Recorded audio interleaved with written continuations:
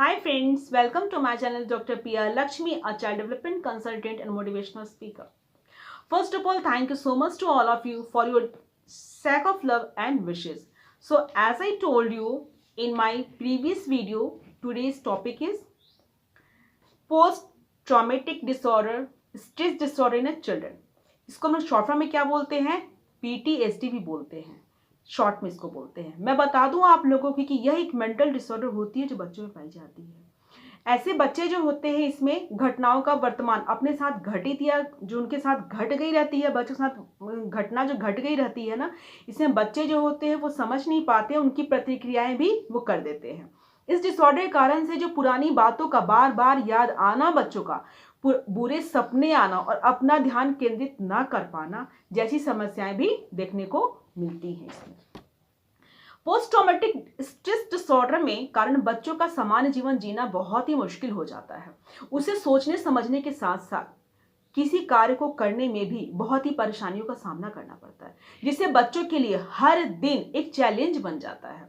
ऐसे कंडीशन में बच्चे जो होते हैं वो डिप्रेशन में जाते जाते हुए भी खुद को हार्म भी पहुंचाते हैं हमेशा अपने साथ। पोस्ट ट्रॉमेटिक डिसऑर्डर जो बच्चों में पाए जाते हैं, यह एक मेंटल हेल्थ से जुड़ी हुई एक ऐसी समस्या है जो बच्चों में किसी ऐसी भयानक घटना से उत्पन्न होती है जो बच्चों ने या तो खुद अनुभव किया होता है या फिर उसे देखा होता है। जैसे इस घटना में कार एक्सीडेंट, सड़क एक्सीडेंट जिसको बोलते हैं हम, बच्चों में हमें देखने को मिलता है। कहीं बच्चे खो जाते हैं, किसी परेशानी में फंस जाते हैं, जैसी स्थितियां भी इसमें शामिल होती है। इस डिसऑर्डर में बच्चों के लक्षणों का फ्लैशबैक पीछे चले जाते हैं और घटना से जुड़े सपने उनका आते रहता है और हाई एंजाइटिक लेवल और घटना के बारे में लगातार विचार करते रहते हैं, उसमें शामिल भी रहता है। इसके कारण साधारण जीवन जीना मुश्किल ही हो जाता है, बच्चों के लिए काफी हो जाता है मुश्किल।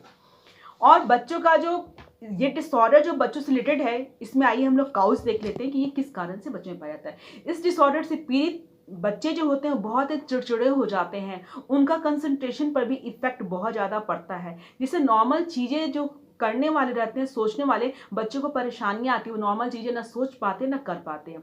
बच्चा सोशल सर्कल से कटने लगता है हमेशा, और वो चाह ही नहीं पाता है कि सोशल होता क्या है। सोशल सर्कल से वो हमेशा कटने लगता है बच्चा।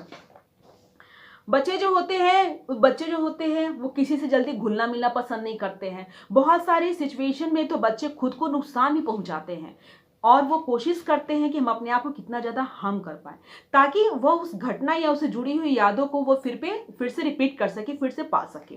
पोस्ट ट्रॉमेटिक स्ट्रेस डिसऑर्डर जो होते हैं के कारण बच्चों को घटना से जुड़ी किसी भी इंसिडेंट से उनको डर लगता है, जुड़ी किसी भी इंसिडेंट से उनको डर लगता है। और जब बच्चे ये सोचते हैं कि हमारे साथ क्या हो गया, तो वो बार बार उसको रिकॉल करने की कोशिश करते हैं, उनको पता ही नहीं चलता कि हमारे साथ हो क्या गया है। जिसमें बच्चा, अगर मान लीजिए बच्चों को जैसे कार से डर लगता है, तो अगर कार में बैठा, अब बच्चे का एक्सीडेंट हो गया, तो बच्चा अगर नेक्स्ट टाइम जब वह कार में बैठता रिपीट मारता है, तो उसको कार से बहुत डर लगता है। उसको ये पता नहीं चलता कि किस कारण से उसका एक्सीडेंट हुआ है। कुछ कॉज में तो बच्चा न चाहते हुए भी उसके ब्रेन में ये बैठ जाता है कि नहीं, अगर हम कार में बैठे तो हमारा एक्सीडेंट हो जाएगा, तो ना चाहते हुए उसको निकालना बहुत ही मुश्किल हो जाता है और वो बार बार फील करता है और इस चीज को वो टेंशन में ले लेता है कि हमारे साथ ऐसा क्यों हो रहा है और क्यों हमारे साथ ही ऐसा हो रहा है। यह बच्चे को रियलिटी से दूर लेकर के जाता है। इस डिसऑर्डर के कारण से बच्चे को सोने में प्रॉब्लम आती है, क्योंकि उसकी नींद कंप्लीट नहीं हो पाती। वो सोना चाहता है बट उसकी नींद नहीं आती। जब वो सोता है तो उसके सपने में बार बार वही चीजें आती रहती, रिपीट आती रहती, उसके सपने में बार बार वही चीज आती है। फिर वो विचार करने लगता है कि ऐसा हमारे साथ क्यों हो रहा है। इसके साथ ही बच्चे में सोने पर इस संबंध में जो सपने आते हैं, बहुत ही बुरे ढंग से आते हैं सपने, और जब बुरे ढंग से सपने आते हैं तो बच्चा विचलित हो जाता है एकदम, और समझ ही नहीं पाता है कि मेरे साथ हो क्या रहा है, परेशान हो जाता है, जिसके कारण से बच्चा सोने में कतराने लगता है, वो अच्छे से स्लीप नहीं कर पाता है, जो कि उसकी मेंटल हेल्थ पे बहुत ही इफेक्ट करता है। यह प्रॉब्लम बच्चे को डिप्रेशन की कंडीशन में भी पहुंचा सकता है।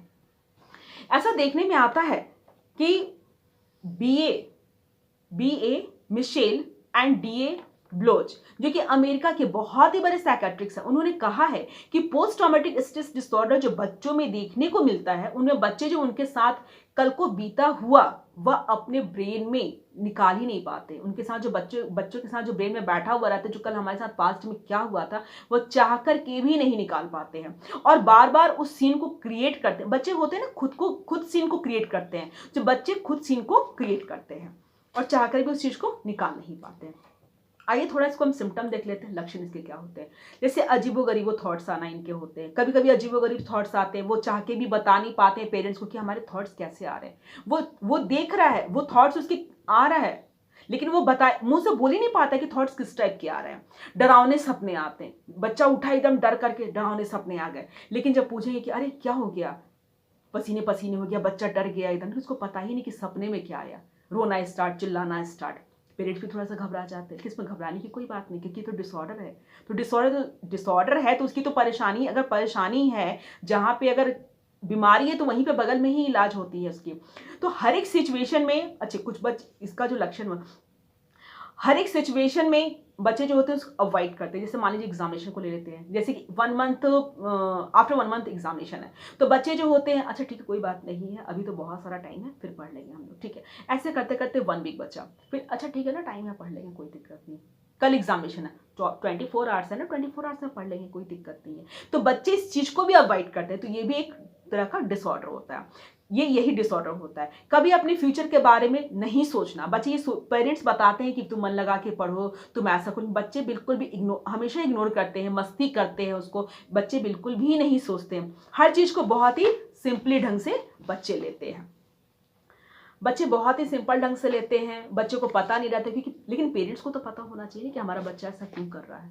अगर पेरेंट्स को नहीं पता रहेगा तो किसको पता रहेगा। बच्चे तो मस्ती करते हैं, लेकिन पेरेंट्स को पता होना चाहिए कि अगर हमारा बच्चा इस टाइप की, अगर उसमें कुछ आ रही सिम्टम्स आ रही हैं, तो आप प्लीज़ जाकर के उनके डॉक्टर को दिखाइए। आप जो मेंटल के डॉक्टर उनको दिखाइए, साइकेट्रिस्ट से, बेस्ट साइकेट्रिस्ट हैं उनसे आप जाके मिलिए, उनकी काउंसलिंग कराइए।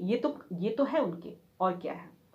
आइए कुछ और हम लोग जाने कि मैंने जो ये सब लिया है, ये कहाँ से मैंने लिया है, और मैं जो इतना बोल रही हूँ आप लोग के सामने, ये प्रूफ करके बोल रही हूँ ताकि ये बिल्कुल ट्रू है। Miles MC Falls, Paul P and सैंच्योर, जसिका हैमलेम, सभी अमेरिकन के बेस्ट साइकेट्रिस्ट डॉक्टर हैं, जिन्होंने बताया है कि बच्चे ओवर थिंकिंग करते हैं और सिनेरियो खुद क्रिएट करते हैं। बच्चे हमेशा ओवर थिंकिंग करते हैं, कुछ से कुछ सोच लेते हैं, उनको पता ही नहीं चलता कि हम सोच भी क्या रहे हैं। और जब बच्चे सोचते हैं तो पेरेंट्स में थोड़ी इन्वॉल्व रहते हैं, कि पेरेंट्स को थोड़ी पता रहता है कि बच्चे हमारे सोच क्या रहे हैं। बच्चे को पता नहीं, बच्चे सोचना स्टार्ट करते रहते हैं और ऊपर से ऊपर बच्चे सोचने लगते हैं और पेरेंट्स को पता नहीं चलता है। बच्चे खुद अपना सिनेरियो क्रिएट करते हैं कि हमें क्या सोचना है, बच्चे अपना खुद करने लगते हैं। Thank you so much to all of you, आपने हमारे वीडियो को इतना लाइक किया, इतना सराहा, और नेक्स्ट टाइम मैं आपको ट्रीटमेंट बताऊंगी इसकी। और अगर आपको यह मेरा वीडियो बहुत अच्छा लगे तो आप इसको लाइक करें, सब्सक्राइब करें, कमेंट्स करें और शेयर तो जरूर करें, कि हो सकता है कि बाय द वे कुछ ऐसे पेरेंट्स होंगे जिनके बच्चों में ये सिम्टम्स आती हो तो उनको पता नहीं होगा। तो कम से कम ये तो है कि समय से पहले वो अपने बच्चे को बचा ले, ताकि वो आगे ना बढ़े। तो जब वो आगे नहीं बढ़ेगा तो बच्चा आपका सेफ रहेगा। तो हम भी चाहेंगे और आप भी चाहेंगे कि किसी का भी बच्चा बिल्कुल सेफ बचे। तो once again thank you so much to all of you. Next Thursday को मैं लेकर के आऊंगी इसका ट्रीटमेंट।